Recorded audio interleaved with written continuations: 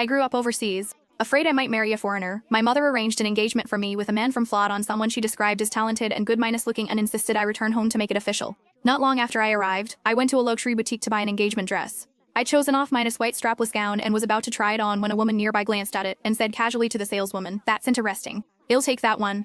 Before I could react, the saleswoman pulled the dress from my hands. "I was here first," I said, clearly displeased. "Isn't there such a thing as basic courtesy?" The woman laughed. "That dress costs $188,000 th. Do you honestly think you can afford it?" She lifted her chin proudly. "I'm Lucas Goodwin's sister in all but blood. In Flodon, the Goodwin family decides the rules." What a coincidence, Lucas Goodwin was my fiancé. I called him immediately. "Your so-called sister just took my engagement dress. Handle it." After a brief pause, his voice turned cold. "Who are you? Since when do strangers get to question my relationship with Vivian?"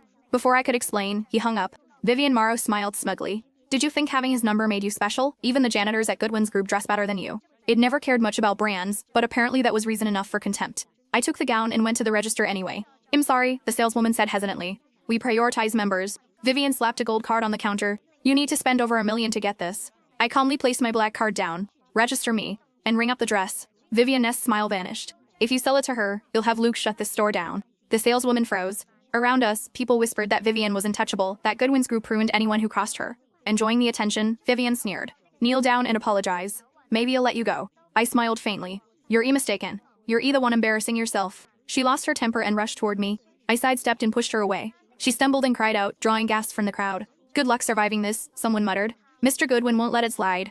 I paid for the dress and turned to leave. "You're not leaving," Vivian shouted, blocking my way again. Before she could say more, a black car stopped outside. A tall man stepped out, sharp features, imposing presence. Vivian immediately ran to him. "Luke, she stole my dress and hurt me." So this was Lucas Goodwin. Despite everything, I smiled. "I'm Lily Winson, your fiancée." The crowd erupted. Lucas looked at me coolly. "That engagement was arranged by my father. I never agreed to it." Vivian clung to his arm, glaring at me. "He'd never marry someone like you." Insults followed from the onlookers, each one sharper than the last. I met Lucas's eyes. "Tell your father this engagement is off. You're not worth it." As I turned to leave, Lucas suddenly spoke again, this time, his voice darker than before. "You think this ends here?" And that was when I realized calling off the engagement might only be the beginning.